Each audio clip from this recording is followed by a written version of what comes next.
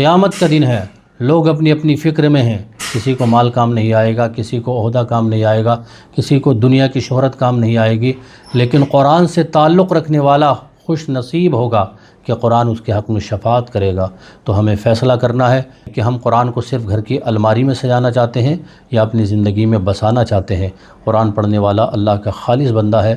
اللہ کے رسول صلی اللہ تعالیٰ علیہ وسلم نے ارشاد فرمایا قرآن کے بارے میں، خیرکم من تعلم القرآن وعلمہ، تم میں سب سے بہتر وہ ہے جو قرآن سیکھے اور دوسروں کو سکھائے۔ دنیا میں لوگ مختلف چیزوں کی وجہ سے بڑے سمجھے جاتے ہیں، کوئی دولت کی وجہ سے، کوئی عہدے کی وجہ سے، کوئی شہرت کی وجہ سے، لیکن اللہ کے رسول صلی اللہ تعالیٰ علیہ وسلم نے قرآن سیکھنے اور سکھانے والے کو بہترین لوگوں میں شمار فرمایا۔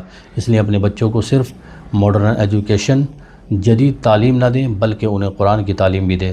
انہیں صرف دنیا میں کامیاب ہونے کا طریقہ نہ سکھائیں بلکہ آخرت میں کامیاب ہونے کا راستہ بھی سکھائیں۔ قرآن سے محبت صرف یہ نہیں کہ ہم قرآن کو خوبصورت غلاف میں رکھیں، قرآن سے محبت یہ ہے کہ پہلی بات ہم قرآن کی تلاوت کریں، دوسری بات قرآن کو صحیح تلفظ کے ساتھ پڑھنے کی کوشش کریں، تیسری بات قرآن کے معنی سمجھیں، چوتھی بات قرآن کے احکام پر عمل کریں، پانچویں بات اپنے گھر والوں کو قرآن سے جوڑیں، چھٹی بات قرآن کی تعلیمات کو اپنی اخلاقی زندگی کا حصہ بنائیں۔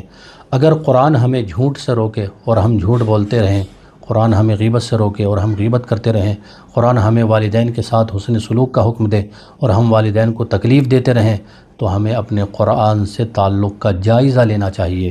قرآن ہمارے گھروں کی رونق ہے۔ آج ہمارے گھروں میں موبائل ہے، انٹرنیٹ ہے، ٹیلی ویژن ہے، مختلف قسم کی تفریح ہے، لیکن سوال یہ ہے کیا ہمارے گھروں میں قرآن کی آواز بھی ہے؟ کیا صبح کا آغاز قرآن سے ہوتا ہے؟ کیا ہمارے بچے قرآن پڑھتے ہیں؟ کیا گھر میں قرآن کا ترجمہ سمجھنے کی کوشش ہوتی ہے؟ تو اے میرے دینی اور اسلامی بھائیوں، جس گھر میں قرآن پڑھا جاتا ہے وہاں قرآن کی برکتیں آتی ہیں، دلوں کو سکون ملتا ہے اور انسان کو اپنے رب کی یاد نصیب ہوتی ہے۔